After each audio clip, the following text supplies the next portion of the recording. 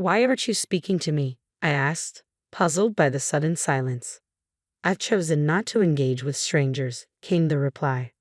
Accepting this response, I prepared to leave. Life at my husband's parents' house had been challenging, and while I anticipated some resistance from my mother-in-law, the cold shoulder from my father-in-law was unexpected. The atmosphere shifted dramatically when my sister-in-law, who openly disliked me, moved back in, turning our once serene household into a battleground. Feeling undeterred, I muttered, "Don't assume I'll regret leaving," and swiftly packed my belongings. Just 2 days after I departed, chaos erupted in their home. My husband and I initially met at work, where he was a sales representative frequently visiting my office. As we collaborated more, I found myself drawn to his kindness and charm.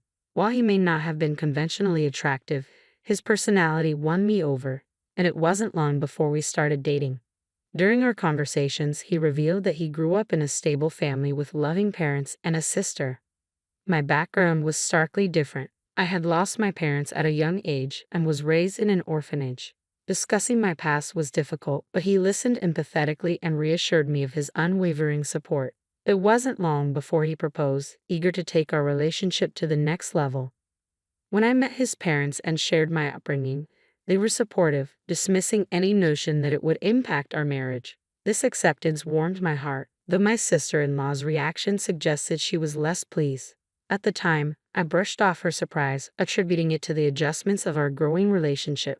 As our wedding approached, my husband and I considered living with his parents. Although it was a serious thought, I chose to maintain my job, especially since he was due for a transfer. This decision, though small, marked the beginning of many choices I would navigate in my new life as part of their family. Despite considering leaving my job to move with my husband, my career was on an upward trajectory, and I had recently been entrusted with more responsibilities. After discussing it, we agreed that he would relocate alone following our wedding. I relished the idea of enjoying our early days as newlyweds, even planning long weekend visits to ensure we had quality time together. Moving in with my in-laws right after marrying felt overwhelming, but my husband seemed more at ease with the arrangement, likely hoping it would alleviate his mother's concerns. Given my background, the prospect of being part of a family was appealing, and over time, I had grown fond of my in-laws despite the challenges of balancing work and family life. One day, an unexpected situation arose that tested our otherwise content living arrangement. It began when my usually bossy and anxious mother-in-law was out shopping, and I was preparing to clean on my day off. My father-in-law, appearing more frazzled than usual, pulled me aside for a private conversation. "What's going on?" I inquired, noticing his discomfort. He hesitated before sharing his dilemma. "I need to take some time off work," he confessed, his voice heavy with exhaustion. He explained how workplace stress and his declining health were taking a toll on him. What worried him most, though, was how my mother-in-law would react. She was generally caring but prone to anxiety and could be overly critical. In the past, when he had taken a sick day, she had chastised him for not being as career-focused as his coworkers. My father-in-law had always been slender, but lately I noticed he had lost even more weight. Despite needing a break, he feared his wife's reaction, especially since they relied heavily on the extra income from his overtime hours. Reluctantly, he revealed that he had been secretly seeing a doctor, but now he was facing the reality that he needed a longer break from work.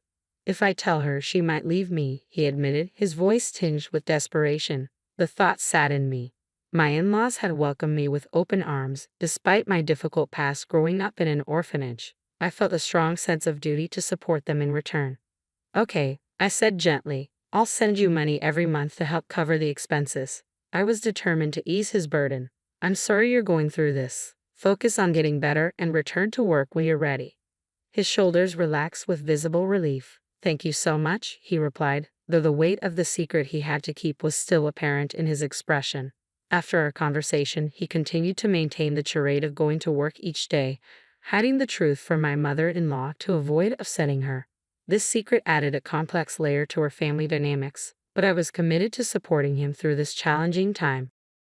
While I quietly transferred money into my father-in-law's bank account to cover his living expenses, my mother-in-law never bothered to check her bank statements closely, so she remained unaware of the arrangement.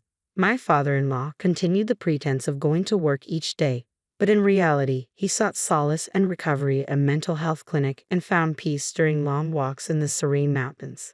Gradually, his health and spirits improved, and it seemed he might soon be ready to return to work.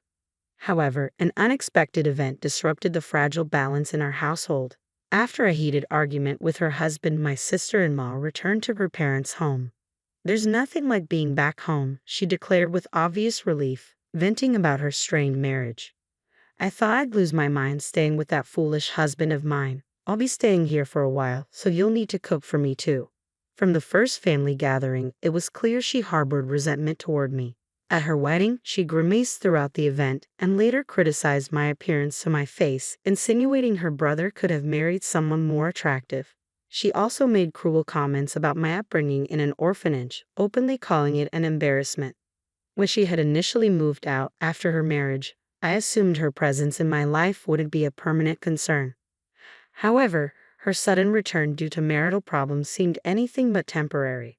Her stay extended longer than anticipated, and her attitude grew increasingly bitter, especially toward my father-in-law. Despite this, my mother-in-law had always treated me kindly, and I believed she would defend me against any harsh words from my sister-in-law. Unfortunately, I was wrong. One day, after returning home from work, I sensed a shift in my mother-in-law's demeanor. She had grown distant and cold, her warmth replaced by an unsettling chill. Worried, I approached her cautiously. "Is something bothering you?" I asked gently. Her response was sharp, catching me off guard. "Did you know you've been talking about me behind my back?" I was stunned. "I've never spoken ill of you. You've always been kind, and I'm grateful. Why would I say bad things about you?" I replied, confused and hurt. She left the room abruptly without another word, leaving me standing there, trying to process the accusation. In the hallway, my sister-in-law stood with a smirk on her face. "Looks like you're not in her good books anymore. Did your true colors finally show? Being from an orphanage, your background does matter, huh? It's best not to gossip about people," she taunted. I haven't said anything bad about her. I defended myself, bewildered by the whole situation.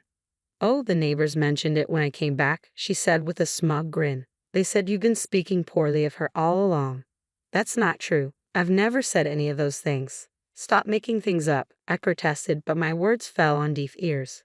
Feigning innocence, she raised her voice. "Oh, how disrespectful. Mom, she's calling me a liar and being mean to me," my sister-in-law exclaimed as she hurried back into my mother-in-law's room, twisting my words. After that incident, her behavior only worsened. She began fabricating stories about how I mistreated her, claiming I forced her to sleep in the hallway and demanded she take the last turn for a bath because she was merely a guest. Each time she complained, I found myself defending my actions, trying to clear the misunderstandings that had started to poison the house. The home that had once promised a fresh start and a new family now felt cold and tense. With each passing day, my mother-in-law seemed more influenced by my sister-in-law's manipulative words, and the atmosphere grew more hostile. I couldn't help but wonder if my sister-in-law intended to make her stay permanent, a thought that weighed heavily on me every day as I returned from work. When I arrived home that evening, the house felt colder than ever. "I'm back," I called softly, but no one responded. The living room was eerily quiet, the warm greetings of the past replaced by a deafening silence. I sighed and made my way to the kitchen. "I'll start making dinner," I murmured to myself, trying to push aside the growing feeling of isolation. "I'll get dinner ready," I said, trying to keep the routine normal. But as I walked into the dining area, I was surprised to find my mother-in-law, father-in-law, and sister-in-law already seated, eating sushi together. My sister-in-law smirked when she saw me. "Oh, look who's here. Someone who isn't family. You weren't planning on having sushi, were you?" My mother-in-law kept her eyes glued to the television, ignoring my presence entirely. Trying to mask my hurt, I replied, "If you wanted sushi, you should have told me. I came straight home from shopping." No one said anything about wanting sushi. My sister-in-law shot back dismissively, then turned to her parents with a cheerful tone. "Hey, Mom, Dad, I went out with my friends today and brought back some delicious pudding. Let's eat it together." They indulged in the dessert, continuing to ignore me. Exhausted from work and emotionally drained, I retreated to my room, too weary to confront their blatant exclusion. The following day, my sister-in-law was getting ready for another outing with friends. "Can you drive me to the station?" she asked casually. "I can't. It's a weekday and I have work," I said, My patience wearing thin. Besides, we're not even going in the same direction, and you want to leave around noon.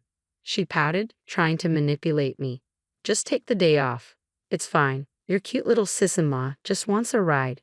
She hasn't had a chance to relax since she got married, right? Can't you be a little nicer to her? With all due respect, didn't you go out with friends last night? It seems like you've been going out almost every day since you came back, I countered, refusing to give in. Have work. Please take the bus or the train. She huffed, whispering something to my mother-in-law as I left for work, determined not to let the situation escalate any further. But that evening, the tipping point came. Work had delayed me, and I arrived home late, soaked from the rain, groceries in hand. As I stepped inside, I braced myself for yet another cold reception. Sure enough, they were eating dinner without acknowledging me, continuing the pattern of the last few days. But what awaited me in the courtyard was far worse than their cold shoulders. Under the dim porch light, I saw a pile of my belongings, scattered in the middle of the garden. My designer bag, bought with my first paycheck, shoes that were a birthday gift from my husband, even my work computer, all drenched from the rain. My sister-in-law stood nearby, smirking triumphantly. Having a stranger's things in the house grosses me out, so I threw them out, she sneered. Flaunting a designer bag like that. How arrogant of you. I stood there, stunned, rain pouring down around me as I tried to process the cruelty of what she had done. I turned to my mother-in-law and father-in-law, my voice trembling. Why didn't you stop her? Have I done something to make you believe her lies about me badmouthing you and bullying her? Aren't you upset with her for what she did? I pleaded, desperate for some sign of support. My mother-in-law wouldn't meet my gaze, her eyes fixed on the floor. After a long, uncomfortable silence, she finally muttered, I can't talk to strangers. I can't be friendly with someone who's not family. The words hit me like a slap. Where's my father-in-law? I asked, my voice growing quieter. He had been the one I'd supported during his time off, the only one who had seemed to appreciate my efforts to fit into this family. But as the silence stretched on, the harsh reality of my situation became painfully clear. I had taken on managing the household finances, grateful for being welcomed into the family. But now, when conflict arose, I found myself longing for some support, especially from my father-in-law, whom I had helped when he was struggling. As tensions escalated, I hoped he would stand by me, but instead, he silently walked past me and retreated to his room without a word. That's it for me, I whispered to myself, a mix of resignation and resolve settling in. My sister-in-law, sensing an opportunity to twist the knife, sneered, Oh, are you upset? I'm sorry, not really. I never liked you from the start, coming from an institution and all. Just don't regret leaving. Good riddance, I retorted sharply, the decision crystal clear now. It was time to leave. I quickly packed my belongings, feeling the weight of the realization that even though my father-in-law might worry about losing my financial support, he hadn't made any move to stop me or defend me. His silence was the final straw. Driven by the need to escape this toxic environment, I didn't even bother discussing the issues with my husband before leaving. A nagging suspicion crept into my mind. Perhaps my mother-in-law hadn't told him about his sister's return or the conflicts that followed. If he had known, surely he would have reached out, knowing how strained relations were between us. But there had been no word from him, and a part of me feared that perhaps he, too, had been influenced by his family's narrative. With a heavy heart, I got into my car and drove straight to my husband's new job location, far away from this suffocating place. As I drove, doubts clouded my mind about his loyalty, about our future together. Maybe, just maybe, he had already chosen his side. I feared that divorce might be the only solution. Upon arriving at his apartment, I found it empty. He was likely still at work, caught up in end-of-month tasks. As I sat in the dimly lit living room, the door clicked open, and soon my husband walked in. His face lit up with surprise and delight. What? You're here. You should have told me you were coming. I would have come back sooner. What a pleasant surprise. His warm smile was a stark contrast to the coldness I had endured at his family's home. Relief washed over me, but so did the humiliation I had been bottling up for weeks. I couldn't hold back the tears. What's wrong? Did I do something? Seriously, what's going on? He asked, his concern evident. Taking a deep breath, I began to tell him everything. I explained how I had supported his father during his medical leave, how his sister had returned and overstayed her welcome, and how her lies had turned his mother against me. I described the cold treatment I received, and how things escalated to the point where my belongings were thrown out into the rain. Through tears and pauses, I revealed the painful reality of my time with his family. After listening to it all, my husband was visibly shaken. He apologized profusely, regretting how he had been too consumed by work to notice the signs. He was deeply sorry for his family's behavior and assured me that I would never have to return to that house or deal with them again if I didn't want to. His response gave me a glimmer of hope that perhaps, with his support, we could face this storm together. While I couldn't yet imagine forgiving his family, my husband was resolute. He was determined to sever ties with his parents and sister, declaring that he would also stop providing financial support to his father. That night, for the first time in what felt like ages, I felt a massive burden lift from my shoulders. The stress and heartache I had carried dissolved, and I slept soundly beside him. I never returned to my in-laws' house. Commuting to my husband's remote work location wasn't feasible, but fortunately, I had already arranged with my company to work from home. My job didn't require me to be in the office regularly, and many of my colleagues were also working remotely. Though I still had to visit the office a few times a month, some of my coworkers lived even farther away, so remote work had become a well-established norm. Living with my in-laws and enduring my sister-in-law's antagonism had kept me from truly enjoying married life. But now, as we settled into this new chapter, it felt like we were finally beginning our lives together as newlyweds. I was setting up my remote workstation when, unexpectedly, my sister-in-law called. She sounded agitated. The day after I left, it was my father-in-law's payday, a day my mother-in-law usually handled by transferring part of his paycheck into their household account. This time, however, she couldn't do it. Only then did they realize that I had been financially supporting them during his time off. "Why didn't you tell me you were covering the living expenses?" she demanded over the phone. "He asked me not to," I calmly replied. "He didn't want you to know, and I respected his wishes. We're running out of money, and there's no one here to cook or do the laundry. The house is a mess. As his wife, you need to come back and take care of everything, and send money." "How heartless can you be?" she exclaimed. "I've already told you, I'm not coming back to that house, nor will I be treated like your maid," I replied, my voice steady. "Why should I help people who despise me, ruin my belongings, and treat me so poorly?" "But aren't you his wife? Without your help, we can't pay the bills or even buy groceries," she persisted, her tone growing desperate. "That's exactly why it's not my concern. I'm an outsider, remember?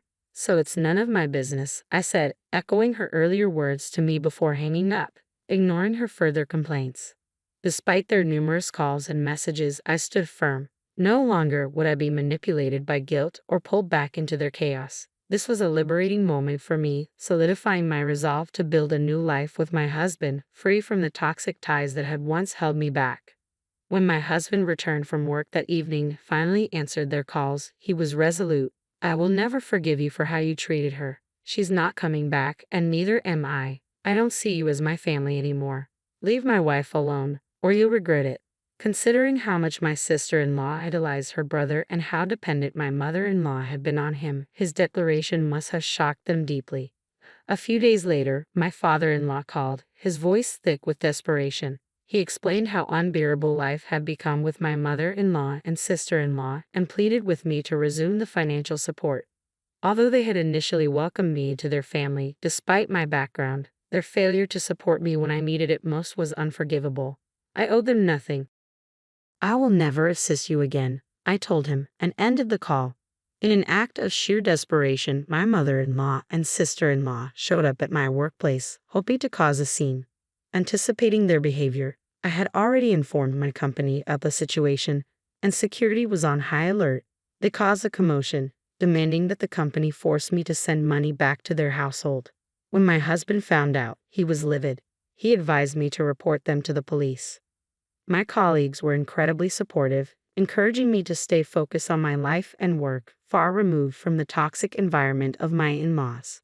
The stress, however, took a heavy toll on my father-in-law, whose health declined rapidly under the pressure from my mother-in-law and sister-in-law. Eventually, he had no choice but to quit his job. Meanwhile, my sister-in-law attempted to return to her husband's family, but they refused to take her back. Word of her dramatic outbursts at my workplace spread quickly, further damaging her already troubled marriage, which soon led to divorce. With no support, my in-laws and sister-in-law moved into a modest apartment and took on part-time jobs to make ends meet. As for my husband and me, we were finally enjoying peaceful, fulfilling days together. Our home had become a sanctuary of love and support, far from the strife we had endured. Recently, we received wonderful news. We are expecting a child. The anticipation of meeting our baby fills us with joy, and we cherish every moment of this special time together.